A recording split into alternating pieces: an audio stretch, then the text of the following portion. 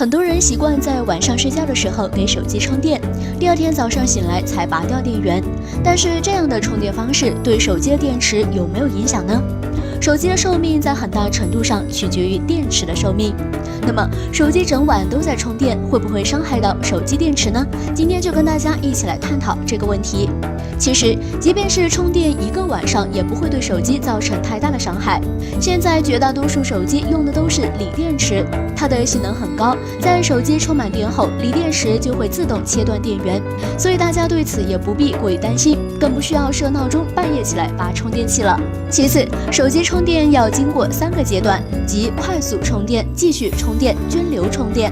在手机差不多完成充电时，就会进入涓流充电阶段。涓流充电阶段主要是保持电子的流动性，这样有利于保护电池，所以手机也不会出现充电过度的情况。但值得注意的是，长期连续一整晚充电对手机电池的寿命也是会有影响的。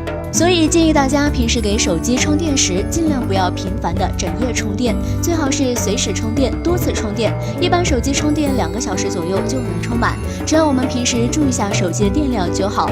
总的来说，长期整晚充电会伤害电池，缩短手机的使用寿命。大家在平时给手机充电的时候也要注意，而且大家在晚上给手机充电时，尽量远离床头，此时的手机辐射会加大，对人体也是有危害的。那么大家都有晚上睡觉给手机充电的习惯吗？你觉得我们该怎么充电才能延缓手机电池的寿命呢？欢迎大家留言交流，感谢观看本期节目，了解更多请关注我们。